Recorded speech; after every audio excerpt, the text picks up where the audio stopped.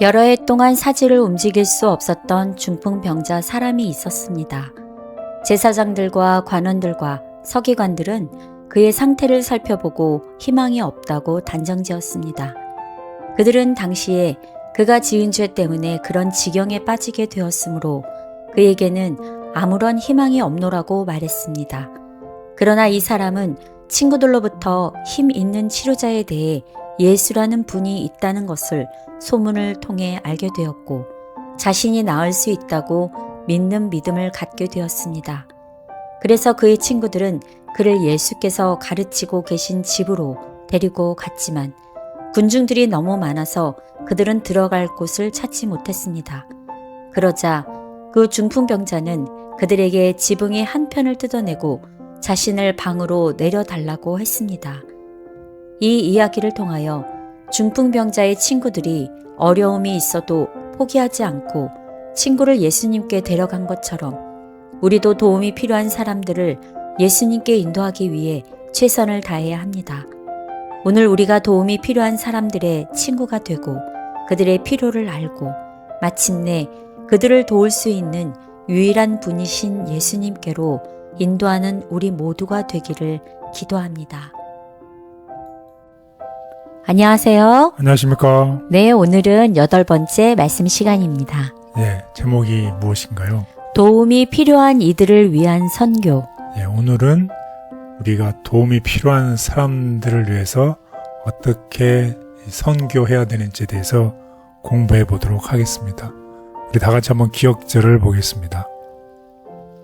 임금이 대답하여 이르시되 내가 진실로 너희에게 이르노니 너희가 여기 내 형제 중에 지극히 작은 자 하나에게 한 것이 곧 내게 한 것이니라.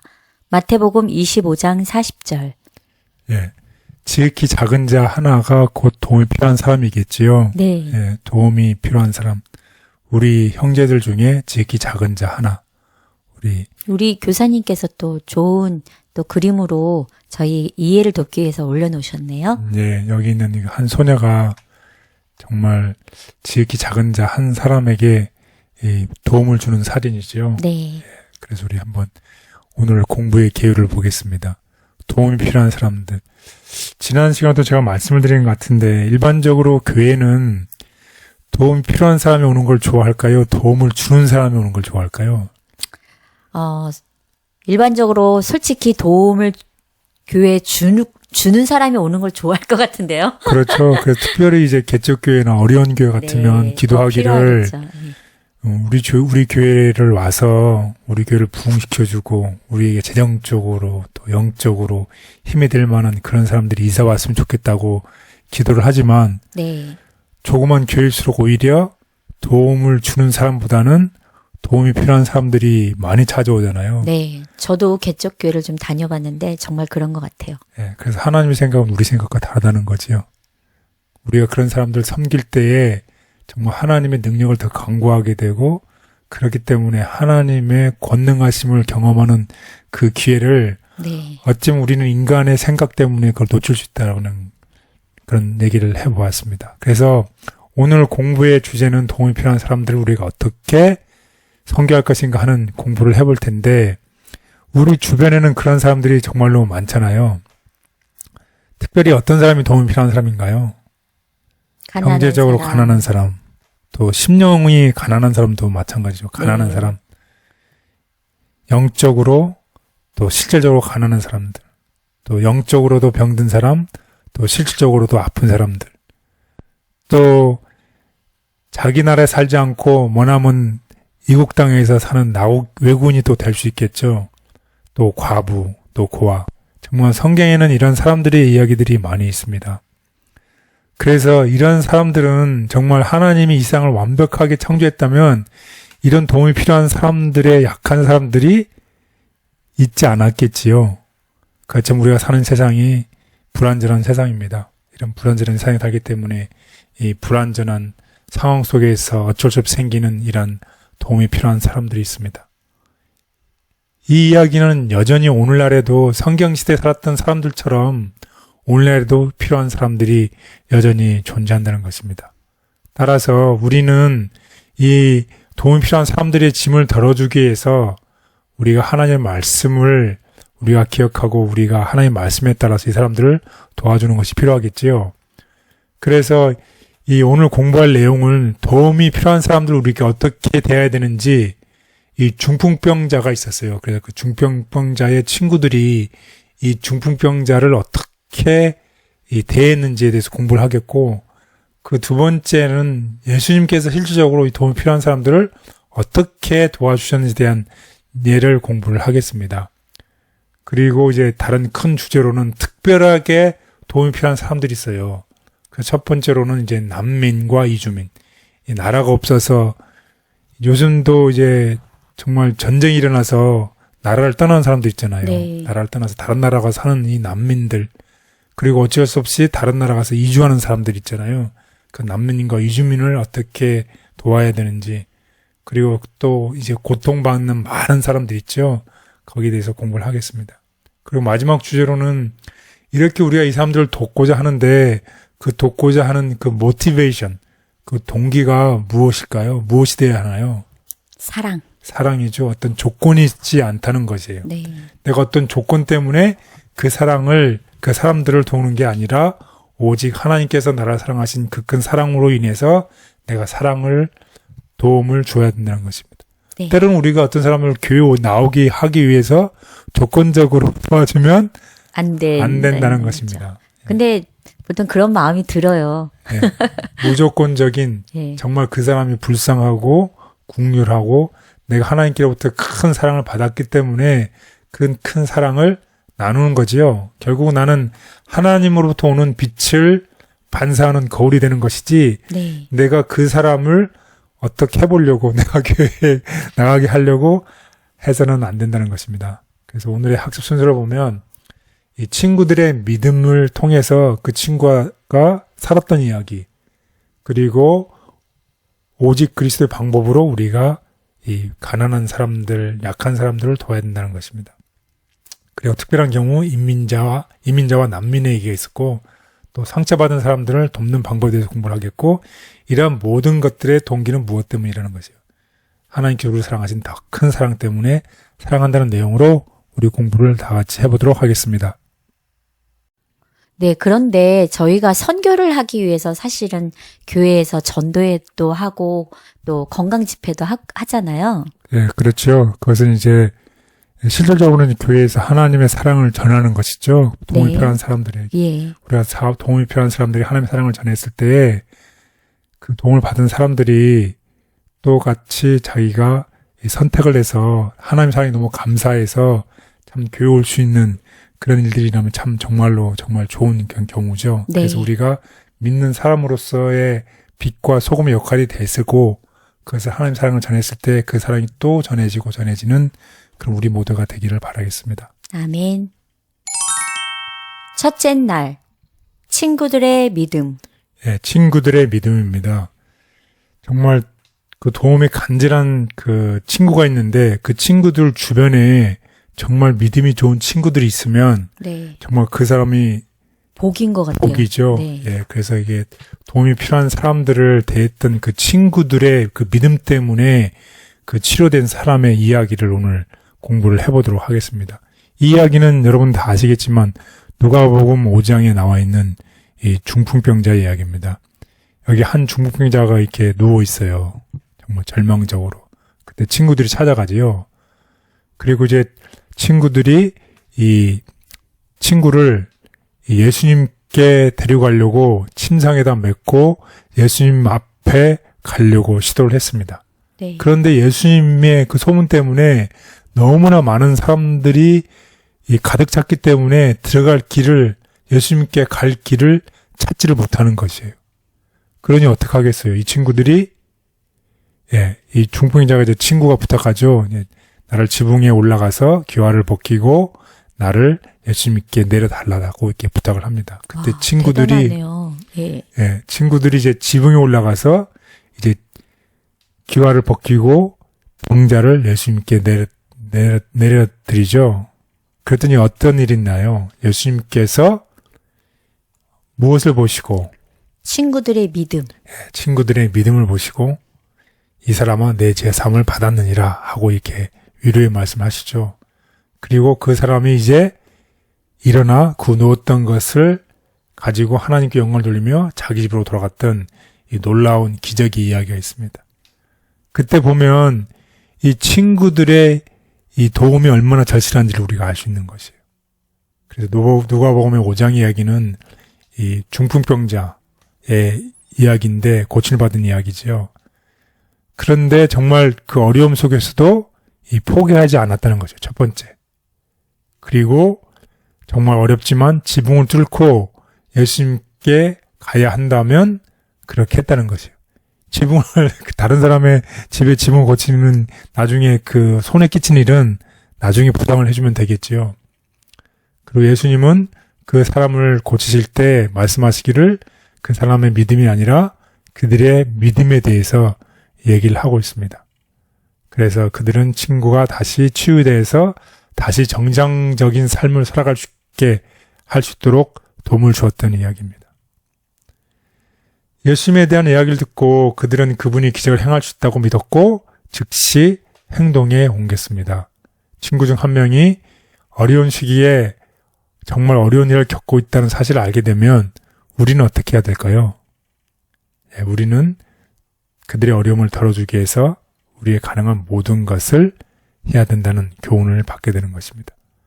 그렇지만 그것보다 더 나가는 아주 중요한 더 한 가지 일이 있는데 도움을 도와줄 뿐만 아니라 어떻게 해야 된다는 것이에요. 영생을 주시는 예수님께 친구들을 소개시켜 줘야 된다는 것입니다. 따라서 도움이 필요할 때에 기다리거나 생각하거나 하지 말고 어떻게 하라는 것이에요. 즉시 행하라는 것입니다. 기다리지 말라. 이런 저러한 일을 해야 한다는 말을 들을 때까지 기다리지 말라. 눈을 뜨고 주위 사람들을 살펴보라. 가련한 자, 고통당하는 자, 궁핍한 자들과 친분을 만들어라. 그들 앞에서 숨지 말고 그들의 필요를 모른 채 말라. 야고보서에 언급된 정결하고 더러움이 없는 경건을 가졌다는 것을 어떻게 증명할 것인가?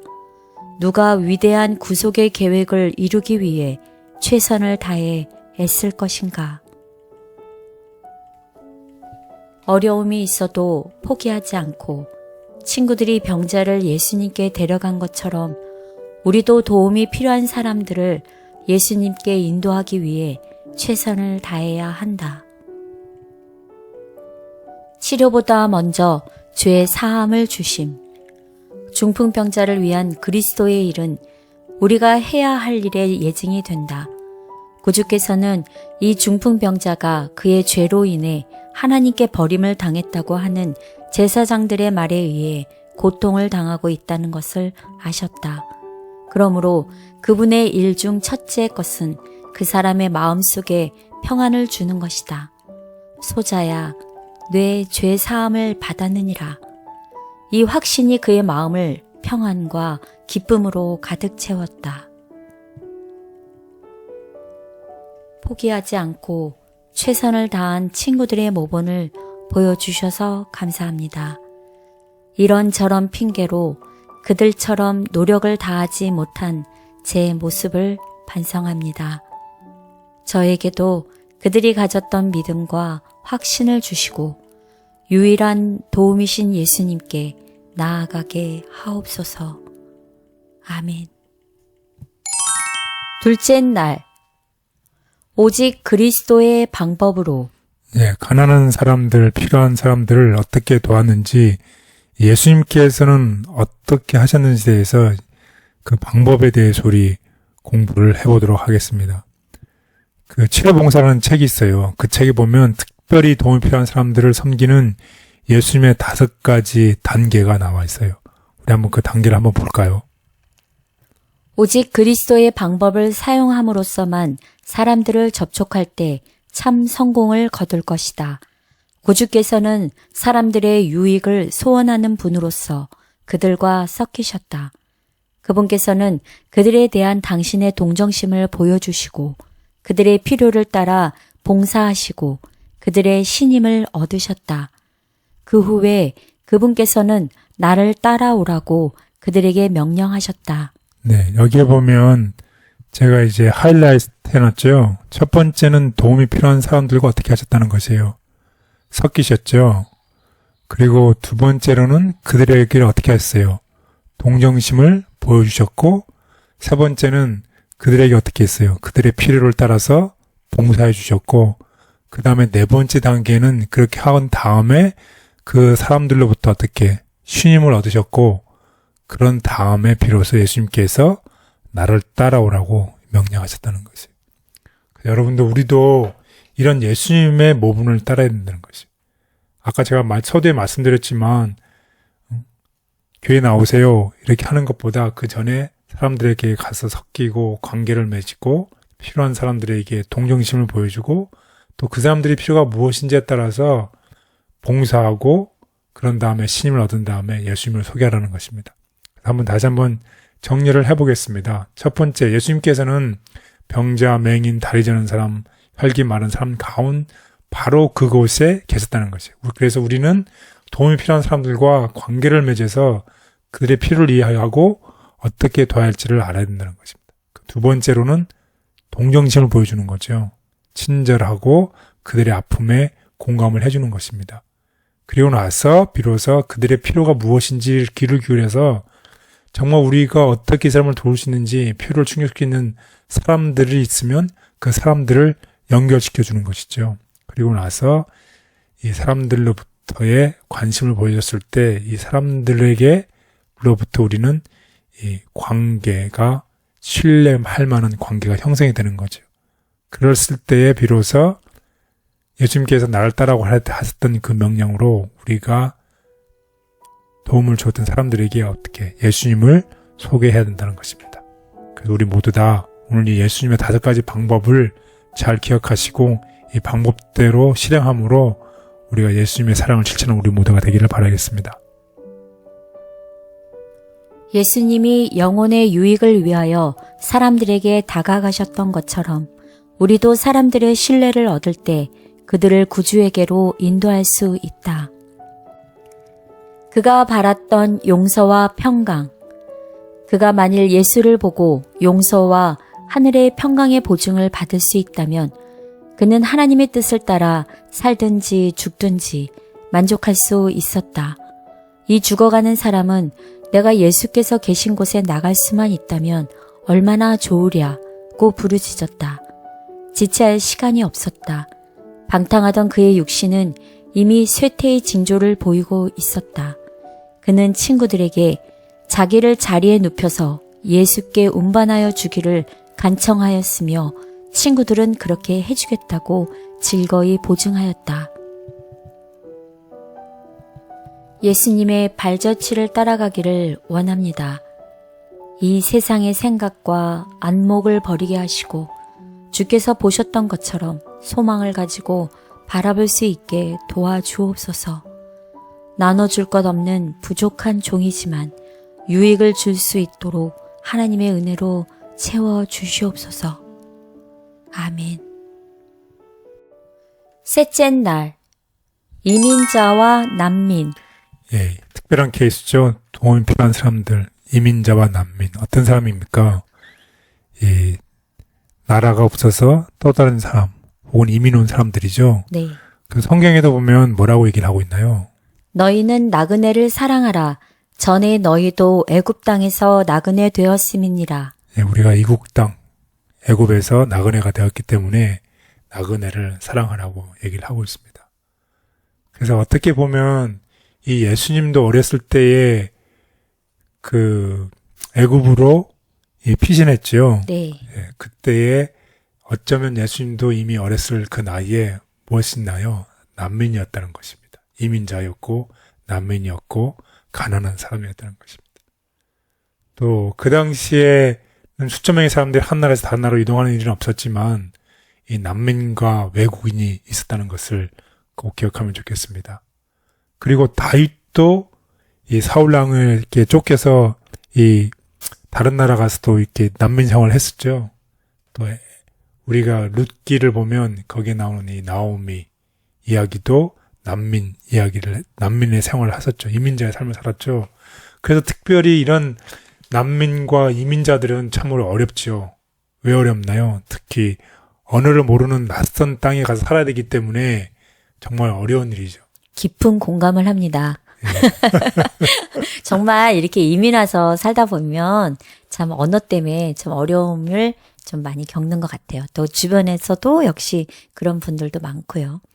또 문화적인 이 다른 것 때문에 또 이해를 못하는 그런 일들도 많잖아요. 네. 그래서 그렇기 때문에 이 사람들의 문화를 이해하지 못하면 돕거나 동정하는 것도 어려울 수 있다는 것이에요. 공감하기가 어려워서 그러지 않을까 싶네요. 네, 그렇죠. 그래서 이렇게 관습, 또 외모, 말투가 다르기 때문에 특별히 이런 사람들에게는 예민하잖아요. 그래서 네. 예민해서 그 마음을 여는 것이 참 어려울 경우가 많기 때문에 이런 이민자와 난민을 대할 때는 특별히 이 배경을 이해하고 가서 도와주는 것이 필요하다는 것입니다. 특별히 우리도 이제 이민 와서 살아갈 때 네. 처음에 왔을 때 스트러글 하는 경우가 많잖아요. 네. 이 도움을 주고 싶고 도움을 받고 싶은데 내가 어떻게 도움을 받아야 되는지 또 도움을 준 사람 입장에서 어떻게 도와주는 것이 필요한지 모르는 경우가 많잖아요. 그래서 이런 사람을 돕기 위해서는 특별한 노력이 필요하다는 것입니다. 그래서 이런 이 힘든 시기를 겪었고 여전히 도움이 필요한 사람들을 섬기기 위해서 우리는 가능한 때에 우리가 할 수 있는 일을 다해서 그들을 봉사해야 된다는 것입니다. 왜냐하면 성경에 얘기했던 것처럼 너희도 예전에 난민이었고 이민자이기 때문에 이런 사람들을 보았을 때는 도우라는 것이죠. 한국도 네. 보면 이 다음 민족 다문화 가정이 많잖아요. 네. 그래서 이제 그런 사람들을 봤을 때 우리도 이 같은 삶을 살아가는 사람으로서 이제 도와야 될 필요가 있을 때는 신속하게 모든 일을 동원해서 도와야 된다는 것을 꼭 기억하면 좋겠습니다. 제가 저희 지역에서도 난민들만 이렇게 모여 사는 곳이 있거든요. 네, 그래서 저희 아이가 그곳에 가서 그 난민 아이들을 가리켰던 경험이 있는데 가서 보면 이렇게 마음이 좀 짠하더라고요. 네, 그렇죠. 그래서 그 당시에 가서 영어를 가르쳤었나요? 네, 영어도 가리키고 네, 공부도 가리키고. 공부도 가르치고, 예. 그러한 노력들이 필요하다는 것입니다. 네. 그래서 특별히 예수님께서 우리에게 베푸신 그 사랑을 우리가 다시 그 사랑을 그 사람들에게 돌려주는 또 그런 우리 모두가 되기를 바라겠습니다. 비록 우리와 다른 문화와 삶 가운데 있는 사람들이라도 복음은 우리가 안주지대를 벗어나 그들에게 할 수 있는 한 도움을 제공할 것을 권면한다. 가난한 자들과 나그네를 위하여 밭의 한 부분을 남겨둠. 나그네는 이스라엘 백성이 아니라고 해서 멸시를 받아서는 안 되었다. 그리스도께서 이스라엘을 구원하시기 위해 죽으셨던 것처럼 바로 이 나그네를 위하여 죽으셨기 때문에 이스라엘 백성은 그 나그네를 사랑해야 하였다. 감사의 축제 때 그들이 하나님의 자비를 기억할 때에 그 나그네는 따뜻한 환영을 받아야 했다. 추수 때에 그들은 가난한 자들과 나그네를 위하여 밭의 한 부분을 남겨두어야 하였다. 그리하여 나그네들도 하나님의 영적 축복에 참여하도록 하였다.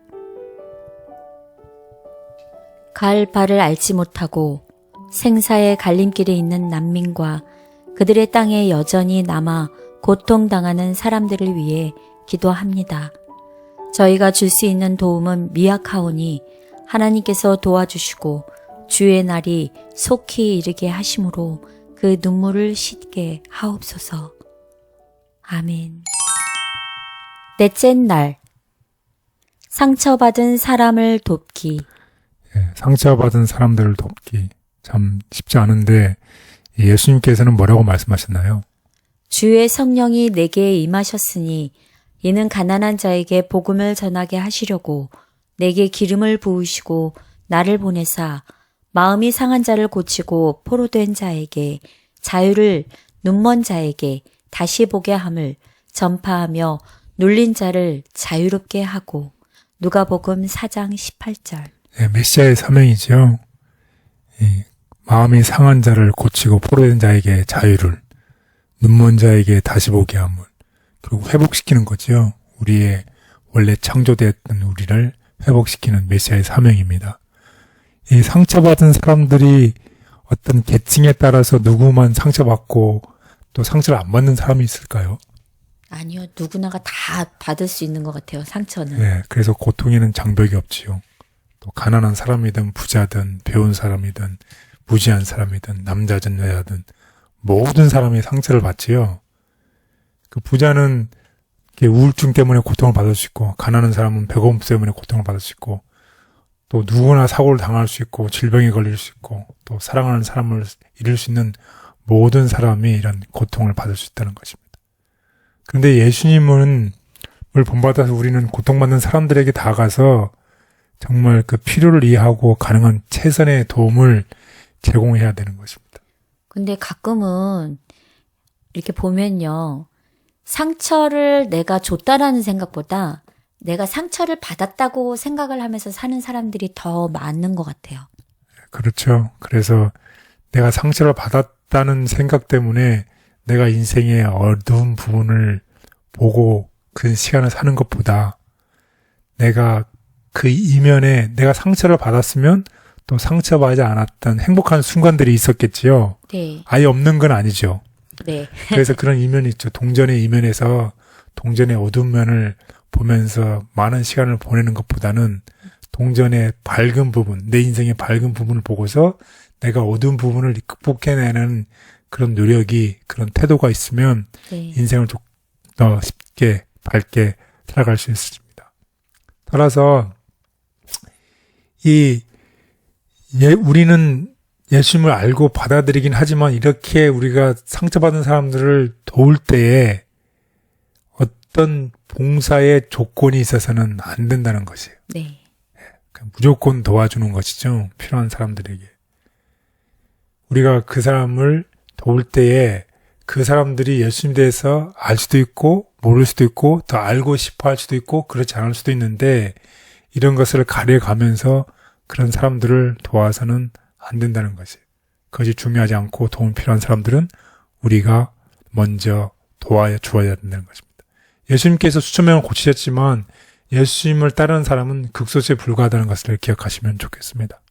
그리고 그렇다고 해서 예수님께서는 상처받고 고통받는 사람들을 이제 이 사람이 나를 따를 것이다, 안 따를 것이다에 따라서 그 사람을 고쳐준 것이 아니라 모든 사람을 편견 없이 장벽 없이 다 고쳐주셨잖아요. 심지어 이방이라고 생각하는 모든 사람들에게까지도 예수님께서는 그 당시에 장벽을 무너뜨리고 모든 사람을 다 고치셨다는 것입니다.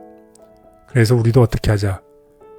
예수님의 모범을 따르고 예수님처럼 도움이 필요한 사람에게는 도움을 주는 우리 모두가 되기를 바라겠습니다. 아멘. 고통 가운데 있는 이들에게 복음을 전하는 것이 가장 중요한 사명이지만 그렇지 않을지라도 도움이 필요한 이들을 이타적 사랑으로 순수하게 도와주라. 경건은 위로와 동정을 포함함.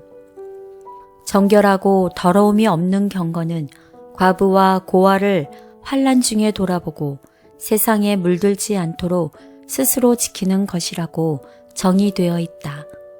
나는 이것이 고통 중에 있는 그들을 위로의 말로 단순히 동정할 뿐만 아니라 필요하다면 우리의 물질로 그들을 도와주어야 하는 것임을 보았다. 하나님께 건강을 선물로 받은 젊은 남녀들은 환난 중에 있는 과부와 고아들을 도와줌으로 큰 축복을 얻을 수 있다.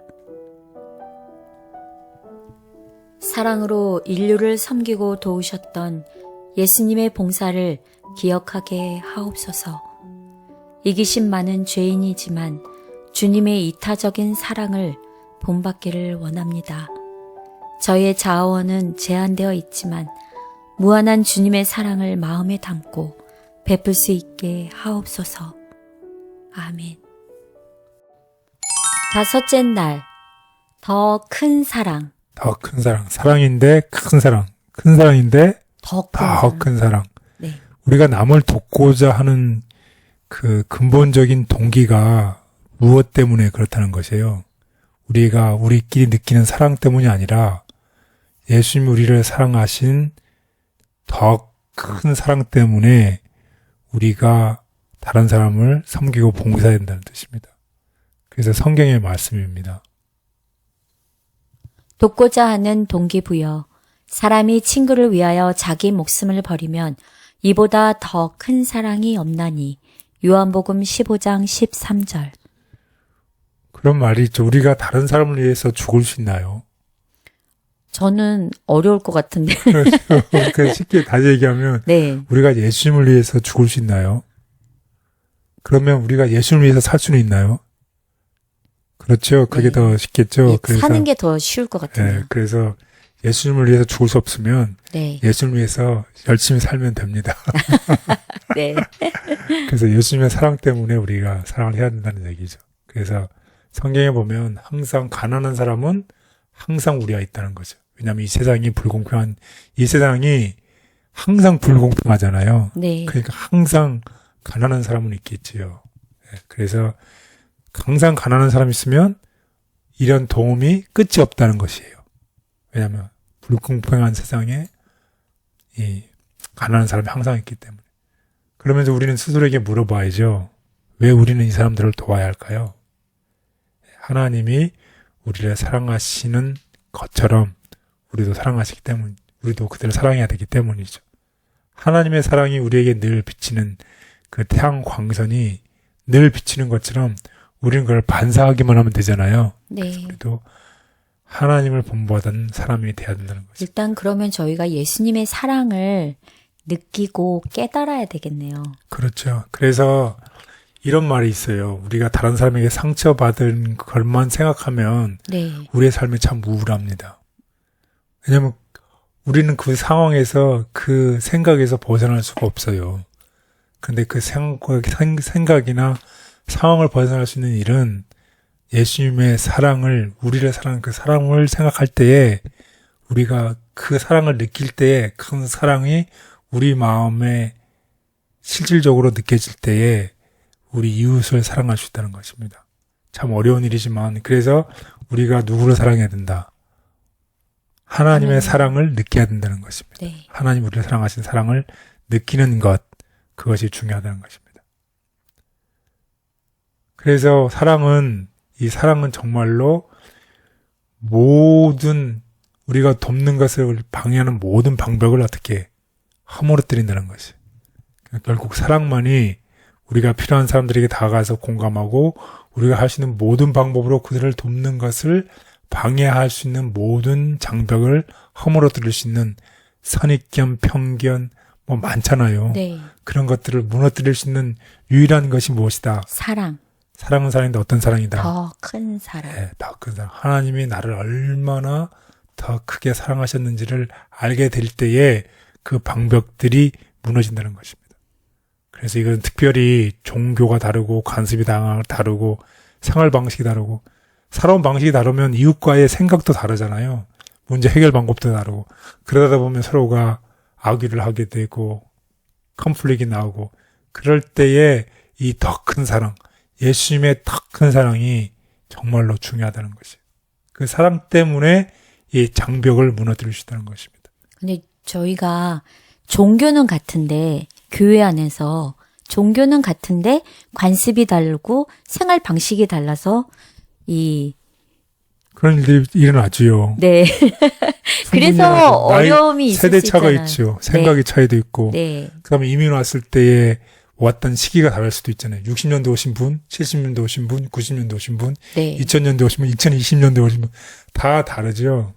다르기 때문에 생각이 다르죠. 생활 방식도 다르고 문제 해결 방식이 다르죠. 심지어 같은 식구 내에서도 그렇죠. 자식 다를 수 내에서 있죠. 다르죠. 예. 네. 그래서 어떻게 무엇이 필요하다. 특별히 하나님의 도움이 필요합니다. 아멘. 우리는 우리 스스로 한다고 생각하는 순간에 우리는 넘어질 수 있습니다. 그래서 하나님의 도우심과 하나님의 큰 사랑이 필요합니다. 그래서 우리가 하나님의 사랑을 느끼고 또 그 느낀 사랑을 우리가 다른 사람들에게 보여주고 또 필요한 사람들에게 친구가 돼주고 그들을 받고 예수 믿기로 인도할 때에 이런 일들을 위해서 성령 하나님의 도움이 필요하고 하나님께서 도움을 주실 것을 믿게 되기를 바랍니다.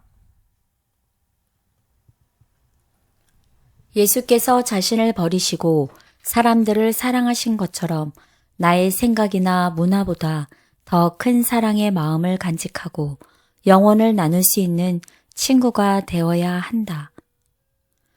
남을 돕는 자는 하나님의 대리자. 그와 같이 오늘날도 하나님께서 사람들에게 재물과 재능과 기회를 위탁하셔서 그들로 하여금 가난하고 고통당하는 자를 도와주는 일에 하나님의 대리자가 되게 하신다. 그에게 위임된 선물을 하나님께서 계획하신 대로 사용하는 자는 구주와 동역자가 된다. 그는 하나님의 품성의 대표자로서 영혼들을 그리스도께 인도한다. 주님, 제 안에 자신을 생각하는 것이 가득해서 주님의 큰 사랑을 따르지 못하는 부족한 죄인입니다. 이런 부족한 죄인에게 친구가 되어주시는 예수님만 바라보고 간구하오니 겸손히 자신을 비우게 하옵시고 주님의 사랑을 담게 도와주옵소서. 아멘.